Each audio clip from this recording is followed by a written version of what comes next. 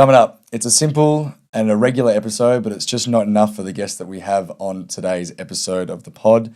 We have an exciting opportunity lined up with this person, so here's the chance to give you a little taste of the legend James Giuliano. All that follows after our talented friend Good Fortune.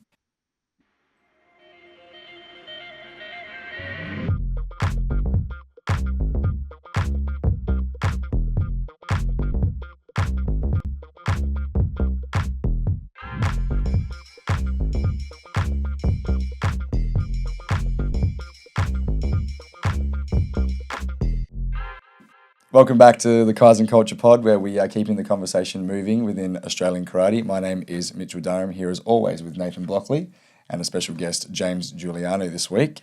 We are free and available wherever you get your podcasts, whether it be on Apple or Spotify, and we're also watchable on YouTube, so give us a watch over there. Please give the podcast a rating if you're enjoying the content, because we'd love to keep them rolling. Now, James Giuliano, absolute kata legend of Australia and international karate as well. 17 years, national team member, 10 times national champion. Some amazing results coming through here. Top 8 at the WKF World Championships 2 times in 2012 and 2016. Gold medalist at the USA Open and the Italian Open in 2014, and a bronze medal at the Indonesian Premier League. Oh my gosh, that's a resume. I'm surprised you got that in one breath, Mitchell. James, welcome to the podcast. Thanks for coming on today. Thanks, guys. I'm super pumped to be here. It's been a while since I've been in the AKF, but it's exciting to see Kaizen Culture doing this, bringing the awareness of karate and just pumping up karate in Australia. So, yeah, super pumped. But, yeah, no, thanks for coming on, James. And I'm sure you've been away for a long time, but you've also been operating still in karate, but maybe not so much in the competition space. Just give us a little rundown of what's been happening in the world of karate and the world of James. Yeah, so I think, look, karate's in my blood. It's who I am. It's what I know why I do it. It's going to be something that I do for the rest of my life. While I was competing, I knew, I was thinking about what was going to happen after competing, and decided to open up a dojo. That was 12 years ago. So it's called Liberté Karate. That was when you're a little kid and you have a dream of a dojo. You want the pictures up on the wall of the black belts and, all those small things. I got to build that. We had, I think it was around 300 students. Wow. Really got to learn just, how to teach kids and how to make karate exciting. And, 12 years has flown. I finished up there because I know there's another chapter coming for me, and I'm super excited. It's called Mecca Karate. And look, in a nutshell, that's just about growing karate in Australia. So I am super pumped, especially I've got 2 little kids of my own.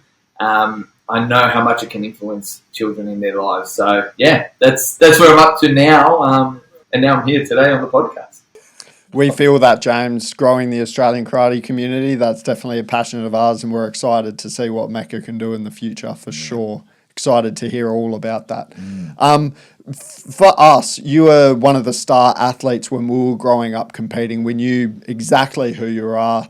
In terms of your achievements, it was passed down to us a little bit.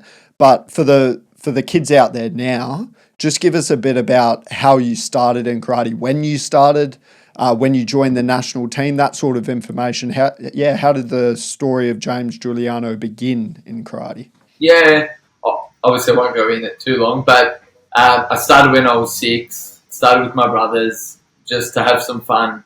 And then, I don't know, I started competing maybe at 8 or 9. I'm sure you guys have heard my sensei was Sensei Casas, who's had a big influence on Karate Australia, and we grew up together. And basically, I said this a lot while I was a senior, but as a kid, I was always not the one winning. I was always 3rd, 4th, never good enough. But I think that was fantastic. It was perfect to set me up for my senior career, and all the way up to 19. That was the issue that I had, and over trying and things like that. And then, I did a lot of work. I committed, I was, as a senior, training 10 to 15 times a week. I think it was the fear of finishing my career and being like, I could have done more and regretting it. So, it was just that mentality and sort of the underdog. But then when you have these big goals to be Australian champion, it was like, I remember being in WA against Joe Caniglio and there was Tim Jovanovic. It was just like, I want to be the special one at the top of Australia. And then when you go, when you do that, then it was like, okay, there's the world, and then it starts all over again. Wow. Yeah, it's actually super interesting to hear that, because in my mind, like, you were just this god that Yeah. just always was like the best, like the beast that walked around nationals, just like commanding presence and like winning and just taking everything out. So it's really interesting to hear that, like, you started off, as the underdog, not really meddling, and then you just obviously put it to work and grinded, and yeah, that's actually, it took me back a little bit, Yeah. far out. It's I would love to, we did a get to know episode with Mish Wilson at the Nationals last year, and I really want to dive into more details with that sort of realm of growing up and all your trials and tribulations, and your philosophy on karate and competition, into more detail for that episode. So really, yeah, stay tuned for that, because that's going to be wicked. Yeah. Yeah, but I'd love to jump into these international results, because when you were listing them off before, Mitchell, Yeah. that was insane what you've achieved. What was that level like back then? What was it in terms, like, Australia looking at the world level? What did you think about those tournaments? Well, let me tell you, it's like perception. Whatever your perception is now, it was the same perception back then as a kid. Like, it's the world. It doesn't actually matter. Like, there's a lot that's changed in a fantastic, positive way. But, like, in regards to winning competitions, it's still the same thing. We're so far away. There's so many things against us. So it's like this huge hurdle, and sometimes can be seen, not achievable. But it can be if you commit and you do the right things. Like, you can't just go to any competition. You have to have a game plan. And I think that was a big thing for me, was the Italian Open. I know it's not a big competition now, but the Italian Open at one stage was called in the Golden League. And that was equivalent to one of the big Paris K1 events. And when I started, the people that were at the top while I was there, was a guy called Luca Valdesi. He was my idol. And so it was no different to today. I went there and he was winning those, and you had the top in the world. But my goal was to win it.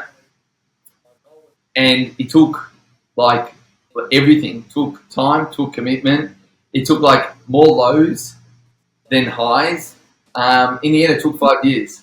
I think not giving up is the answer. I just kept going till I got there. So, like, first year I went in, it was 7 rounds at the time, which Wow, I that only is had insane. I only had like 5 cutters or 6. I had to come up. I had to come up with like a cutter I did when I was a kid, Kurumfa at the time. And then I just went out in the first year. The second year, then I got, I think it was like 2/3, and then on the 5th year, I finally won. And it wasn't about the Italian Open. It was more of a good feeling for me. Like, I had this vision of a goal, and I achieved it. I think that's just with everything, especially in karate. You can't win comps day one. You have to build reputation. The referees need to see you over and over. They got to come on your journey and see you improve. That's how you do it. So you just got to be prepared for the long haul. That's all. Far out. That is such a great little insight for everyone to take home. And I'm sure that these young kids now, they're coming through and they're doing all these youth leagues now, hoping to one day do these opens and do maybe the Premier League and the Series A circuit. So that's something that's probably changed a lot since you stepped away from competition. Want to get your thoughts on the Premier League, Series A, Youth League system, how that's changed. Like, what do you think is the benefits of that league? Because we've got quite decent Aussie representation now. Yeah.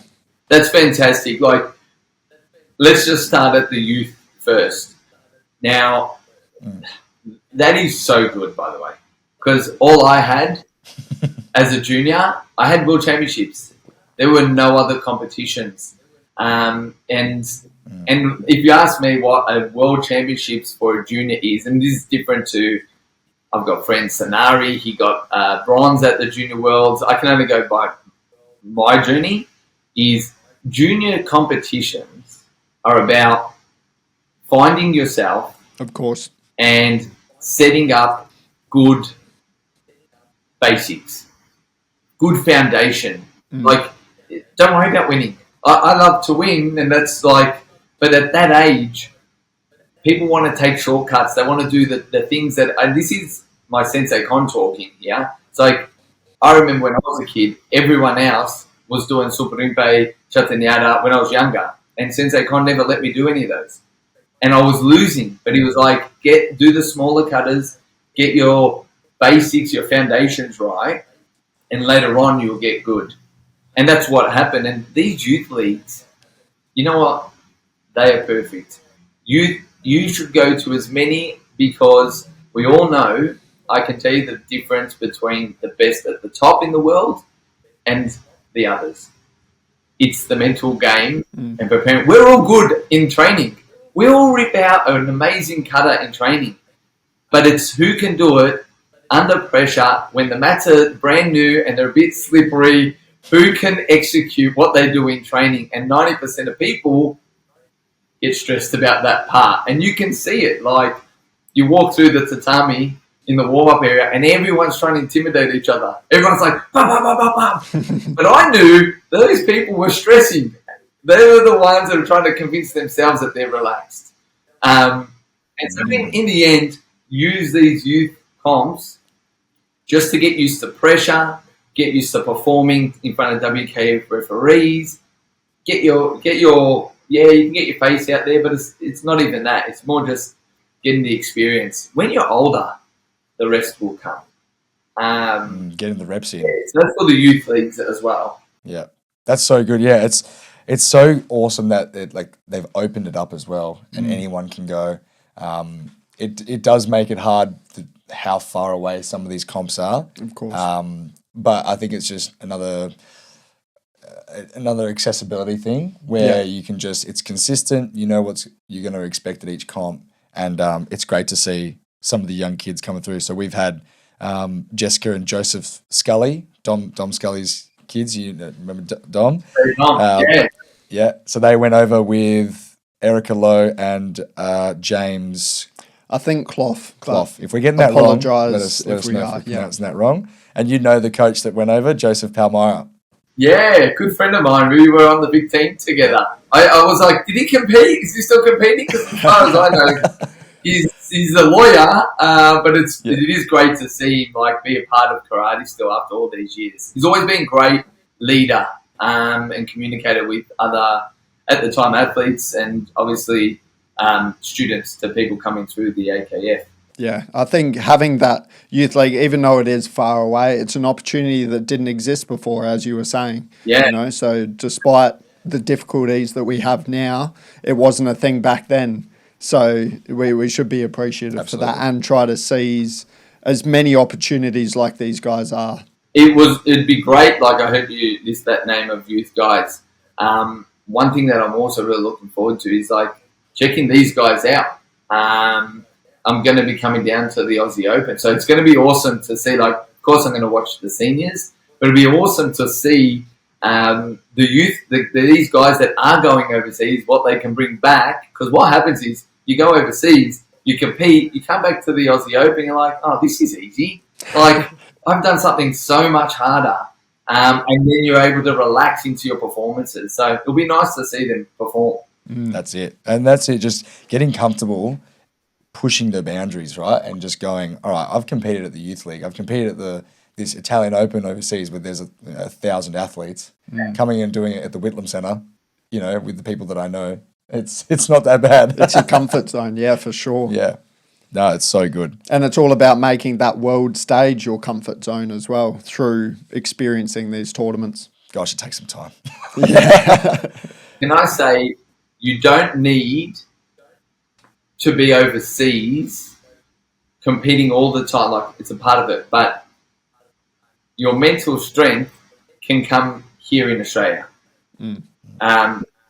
I The only reason I could compete overseas and be quite like relaxed and enjoy it was only because of scenarios that I went here in Australia. And when I was 19, I couldn't win the national championships, and everyone was like, you try really hard, you're really good, but you're too stiff. And my friend that was winning, Tim, he was like, the natural, doesn't need to do anything. He just goes out there, he just relax, and he kills it. And I had this huge mental barrier to beat him. I wanted to beat him so much. And I got over that here. I saw a sports psychologist, and we broke down the performance and what I do before going out. So I went through this whole big thing. It took about a year. But once I'd done that in that scenario, I just used the same thought process and mentality at a Italian Open. I didn't need to do the Italian Open 10 times to get better. I'd already done the mental training here in Australia. Yeah, that's such a great bit of advice. I think sometimes we can get caught up in the whole, I've got to travel, I've got to do this, and then you place your worth and your value in something that is so far away. Whereas, like, if you just focus internally and control the things you can control, like, you're always going to be competing in the Australian Open and the Nationals, and you're always going to be here. So that's something you can easily manipulate. So that's fantastic. I agree. Yep.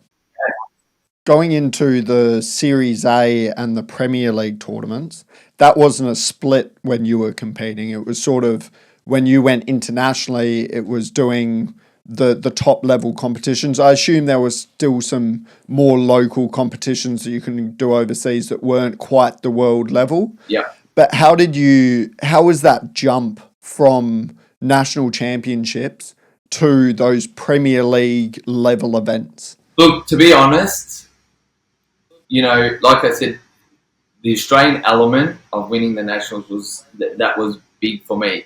I'm telling you, that's what prepared me. There were other small comps around, but it's different because, like, you've got small comps like Series A with all the referees and everyone there, so that's fantastic. When I was doing it, you had small competitions, but there wasn't all the WKF referees. And so I had to look at going, like, if I'm going to travel all the way overseas, I need to make sure there's a bit of criteria to tick off. And one of those criteria was I'm seen by WKF referees that are going to be there at the World Championships. So I didn't necessarily go to those second tier ones. I did go straight to the Premier ones.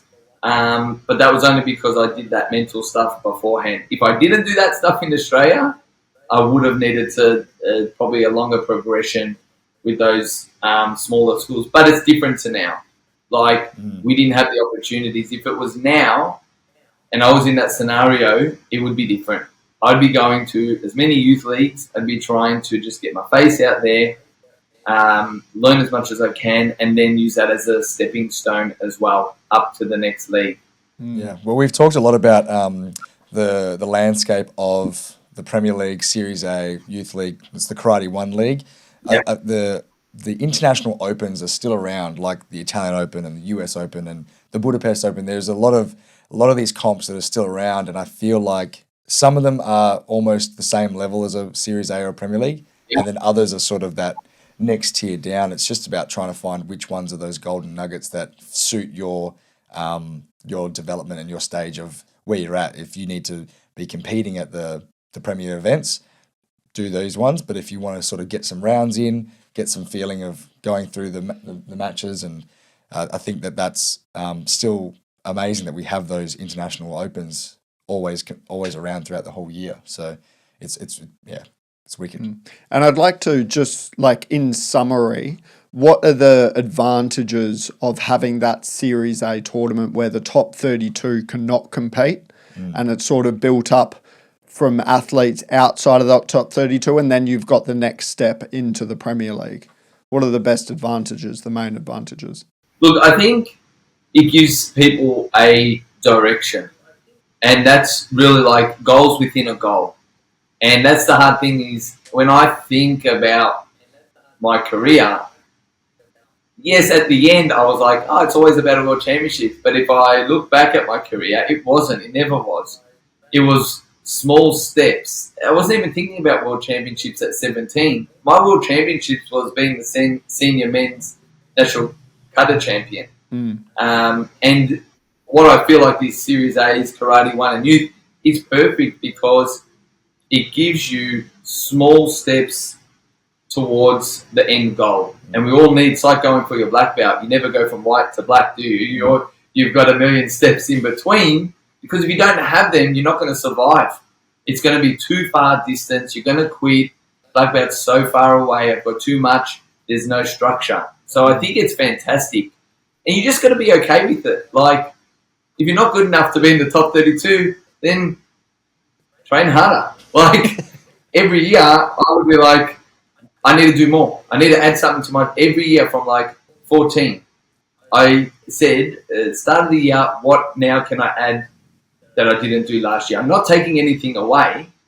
And use those steps to drive you to that. Be like, all right, I can go to the Series A. Great. I want to get into okay, what do I need to do? All right. Well, the fact is, you don't need to go to more places. You need to train more. you need to just grind. If you grind, it will come. You just got to be patient. It's not going to come tomorrow. That's all.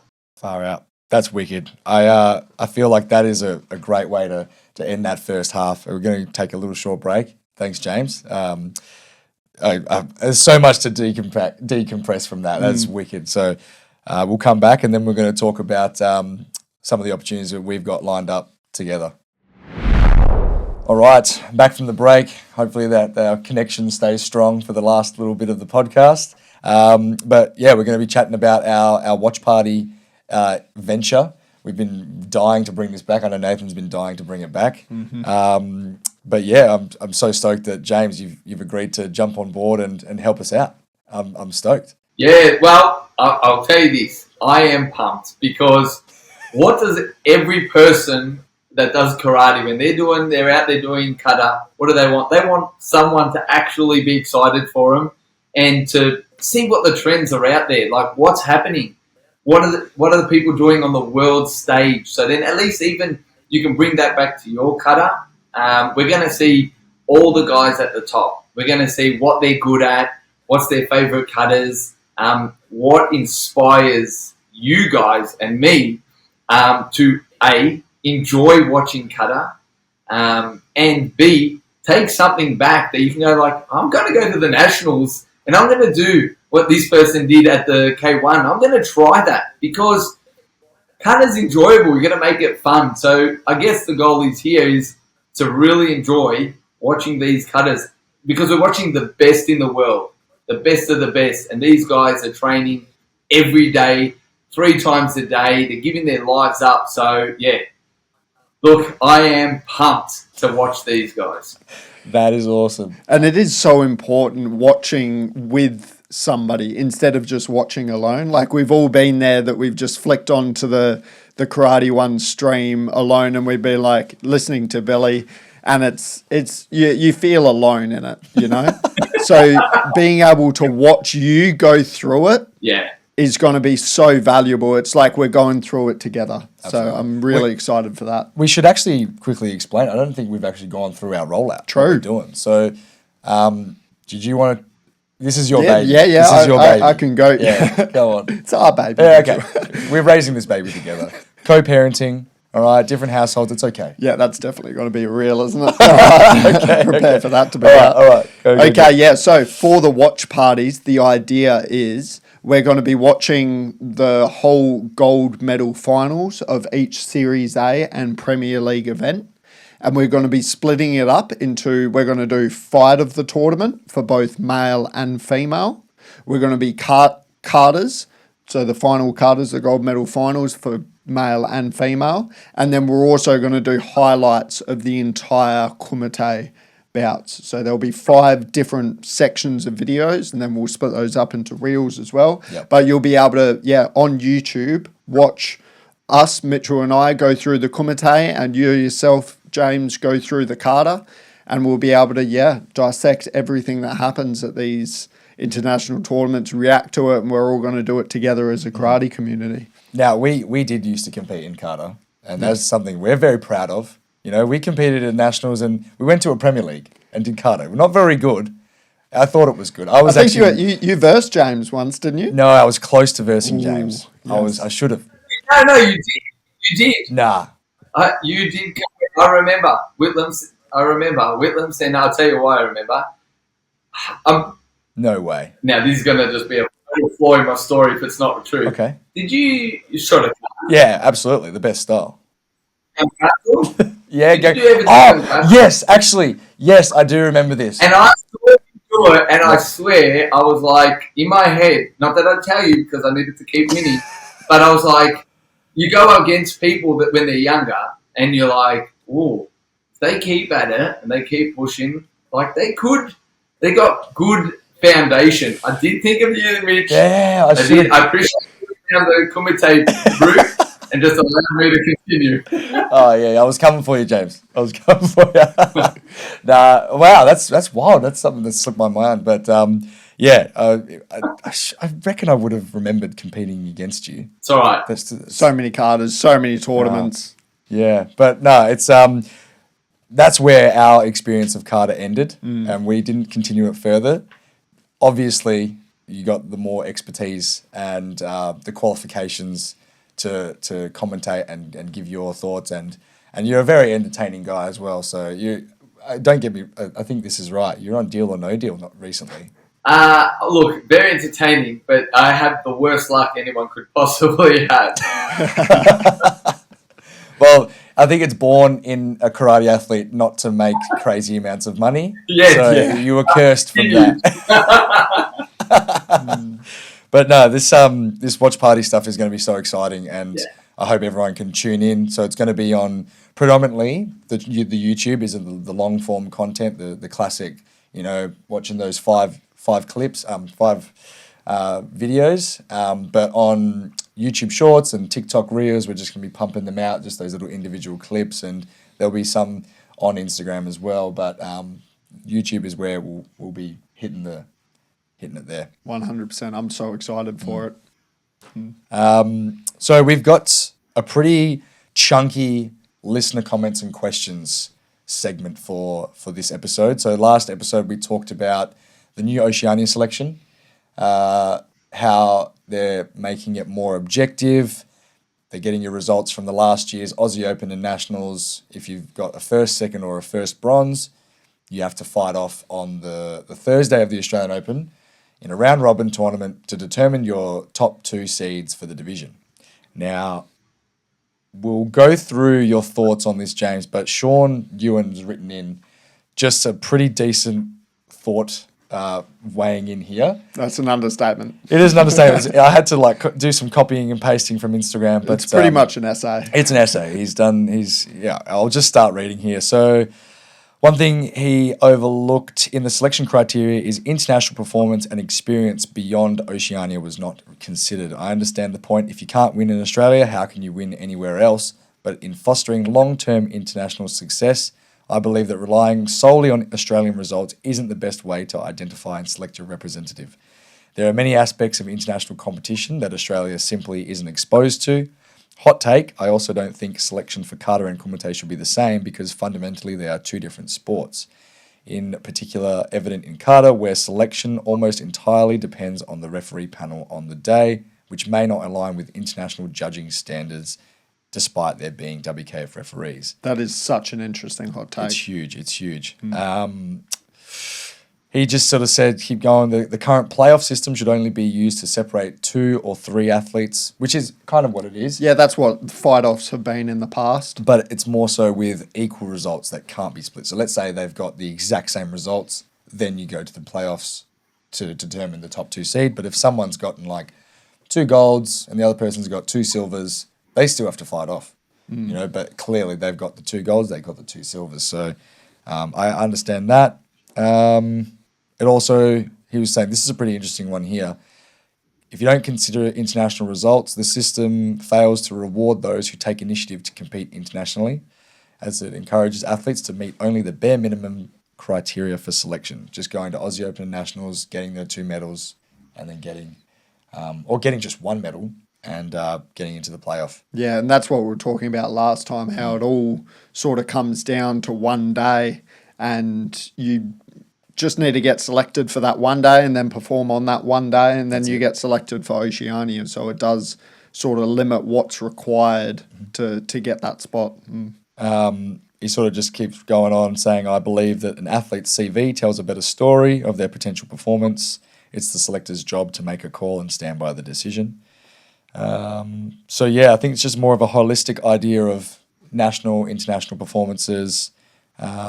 Building a resume instead of having those results lie on the one day. It's interesting, I want to get your take on it, James, because, obviously you were the best in your division for a million years, so you didn't really have to face this issue. But yeah, what's your take on the objectiveness of it and making it a big one-day event? It's a good one. And selection's always been spoken about. I just like, first for Sean, was it Sean that put it up there? Yep. I don't disagree. Everything he said was right.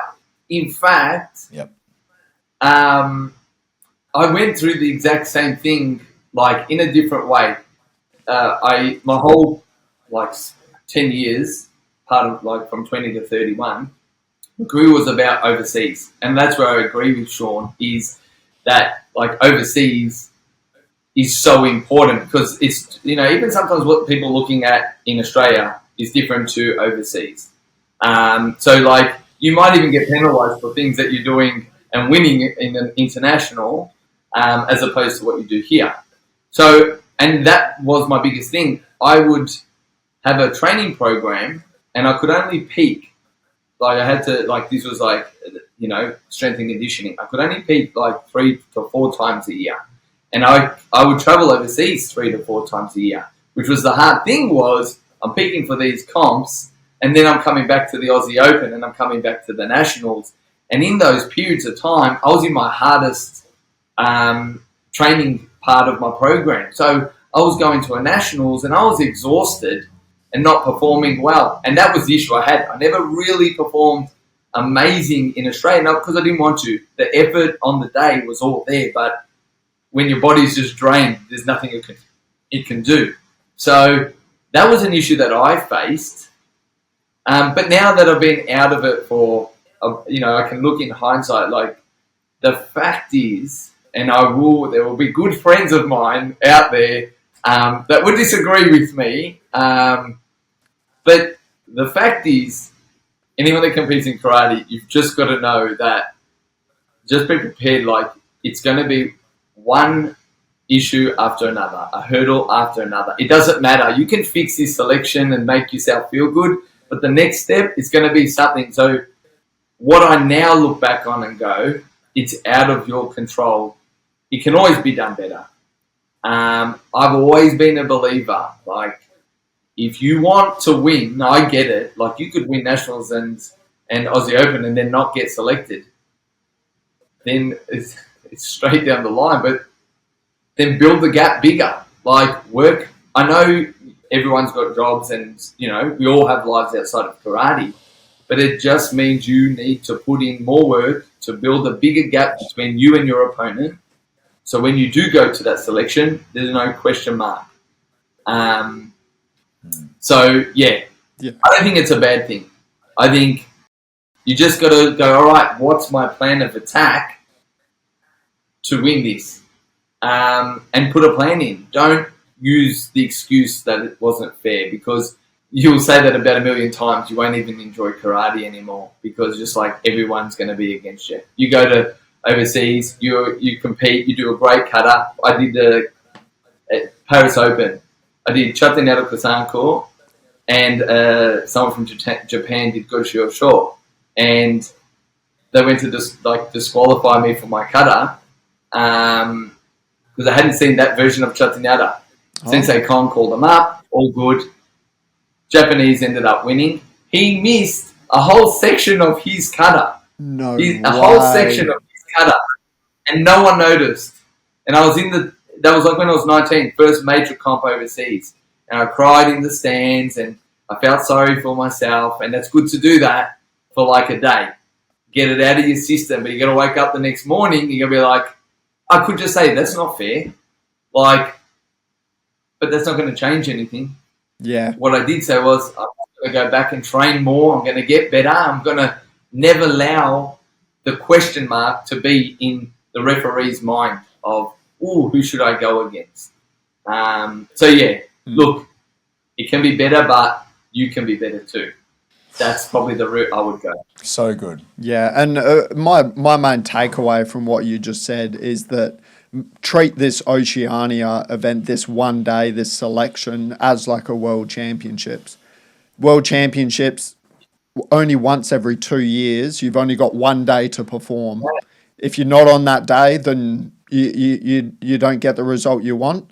It's tough luck. Yeah. Like that's just the situation. Yeah. I am on the side of selection wise. I like the CV. I like the building the whole resume to then get selectors to choose an athlete to go to Oceania. But I do agree with you that if you're given one day that you need to perform, you're right. You need to be performing on that one day. There is no, I was just off that day, but I should still be selected for Oceania. No, that's not the case. If you didn't perform on that one day, you're not the best athlete on that one day. So who says that that's not going to be the case at Oceania? I do agree with that. And yeah, it is your world champ. Yeah, and as you were saying, like Oceania is not the be all and end all. Like if you don't make that selection for Oceania, you've still got the Series A tournaments, you've still got the youth leagues, you've got all these tournaments to aim for. Build your reputation. How often is Oceania? 2 years? Is it still 2 years? Juniors and cadets and stuff is 2 years, but seniors is every year now. All right. So what else? Doesn't matter. You don't make it to one. Then you have all the comps out there that probably in the long term, like they're going to still be great for you. And then get your reputation. Try to win a medal overseas. Get through 3 rounds. Because I'll tell you what that's going to do. That's going to, the referees are going to hear that. And the more that happens, it's a slow take, but they start to go, this person, gee, they're putting in the hard yards. They're getting results. They're getting into the 3rd round. They're getting into the 4th round. And those are the things that play up on selection or when someone's going in. I can only talk about kata, but reputation does play a big part. It happens everywhere. It happened to me, like when I'm in Australia, I had a good reputation. But then when I go overseas, I'm on the bottom and then I've got to go through the same steps. It's just how it is. But yeah, it's an opportunity to go, I've got 5 other comps I can go to those, build a reputation. I think the difference for me, and Sensei Kon, he was at the top of the commission for WKF. So I got to learn a lot. Like we traveled around the world together. I did seminars with him. We spent a lot of nights just talking about how everything works. And, referees are humans. And they love karate. And what I learned was they want you to succeed. You got to give them a reason. You got to show them, like, say you go, I went to Sakamoto Sensei back in the day when I was 19. At this stage, he never trained anyone else around the world. He wasn't in the national team. And I knew, and is wherever I went and trained, it's a test. You go there, and I remember it was 40 degrees. There were puddles on the floor. We had to keep moving because I swear I was going to slip. And he kept asking me, James, do you want to stop for a rest? And I was like, I will faint on the floor. There is no chance I am going to stop for a rest because I've got to earn the respect. And it's like a story, and the referees are the same. Show them how committed you are. You will get the results if you put in the work. And over time, they will see it and respect it. but you can't just expect it just because you want it. That is such an interesting take and such a valuable one, because that is something Sean specifically brought up, is that an issue with this selection is that you're being exposed to the same pool of judges and referees who have seen you compete in Australia for the past X amount of years. But that is exactly how to overcome that sort of... I mean, we did have a little bit growing up. We thought there was a James bias. It's James Giuliano on the tatami. The James flag. Yeah, it was warranted, 100%. No, absolutely. You're an amazing athlete. But and referees saw that in you, and it made it harder for the up-and-coming person to get a leg over, because at the end of the day, you were James Giuliano. You've competed at these international events. You've had this record, and it does play a part in the mind of referees. Yeah. But as you said, you can build your brand, your resume outside of these national events. You can be going to international events and where the great equalizer, everybody's on the same level, everybody's a nobody, and get these results to bring back to Australia and prove yourself to overcome the current number one in Australia, Yeah, can I give a small little tip for the guys in Australia? Yep. I'm sorry for all the referees out there. They have a lot of people coming, and this wasn't... this was a way to build your reputation in an authentic way. Every competition I went to, even if it was in Australia, if it was overseas, I would always go up to, I would go out, I'd lose, of course, and my goal was to find a referee that was on my mat that was, that went against me, and introduce myself and ask them, what is something I can work on?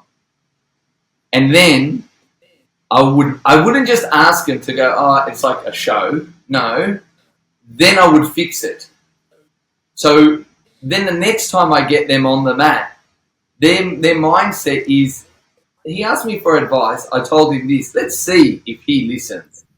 And I always would. And I did that at every single competition. And it's not easy. Sometimes I waited, at the end of the tatami, the competition's finished, everyone's gone inside and the referees are having a meeting, and I'm there just standing waiting for one opportunity to maybe get someone to ask someone to get that referee to come. Now, do that and you'll get better, because you'll know what the referees are looking for. They will know that you're listening, and that then they'll want to help you. I think we have this connection of referees are here and athletes are here, but if you can come back to, they love karate too. They're doing their own thing. Yes, they've got their referee element to it, but any good karateka, if someone comes up to them for advice, they're always going to want to help. So the young kids out there at nationals, you get something against you, you find a way to ask someone and find out what's something you can get better at. Then you'll get a gauge. I got a lot of people at the start when I couldn't win. James, you try really hard. You're just too tense. I was like, tense? I'm not tense. I'm relaxed. They're like, you're tense, you're tense. But I knew, I got that from every referee I knew. So I was like, something needs to change. No matter what I think I am, it doesn't matter. So yeah, just a little tip for guys, anyone really out there, to get better and help work on their reputation. Wow. That is a great little... I think also that just applies to life in general, not just kata and not just kumite, but just always willing to learn more and show people that if you ask for advice, and whether it's good advice or not, you take it on board, and then you can show that you're listening. And I think that's fantastic. Wow. Thanks, James. I feel like this has been a very juicy episode. Yeah, and that's a perfect note to end on for sure. Absolutely. So... it's good to have you back into the karate space where people can see you, and I know for a fact that I'm super excited to work with you. I mean, just our phone call the other day, it was very surreal for me to talk to you for half an hour, and now we've done a podcast for almost 50 minutes, and it just gives me for sure, and I know you, Nathan, as well, just the opportunity to connect with one of our idols, you know, from when we were competing as young boys, and it still has that same effect. So I can't tell you how much we appreciate you jumping on board, James. Yeah, and Well said. thank you very much for making the call. I love to, like I said, all things karate. So I'm super grateful even for you guys for getting in contact and bringing me a part of the team to do the commentary. I'll make sure that we're going to watch the cutters, and for the first time in the world, people can watch them and enjoy the moment. So I'm going to get to work and start practicing out the back. Make sure I do a good job for you guys. Yes, I love this. This is so good. Oh, I cannot wait. Oh my goodness. Cannot wait. Woo! All right. Anything else you want to say, Nate? No, that's all from me. All right. Thanks for a very special episode today. As always, please let us know your thoughts and opinions. Give us some feedback. Send us an email at kaizenculture.info@gmail.com, or just simply send us a message on Instagram or Facebook. We've got a new website up and running. I think we mentioned that last week. Yes, we did. Yep. Kaizenculture.org. So if you still don't know what we're about and what our mission is and what we're doing, go check us out, kaizenculture.org. Other than that, we'll see you on the next episode. Thank you, James. Thanks, James. Thank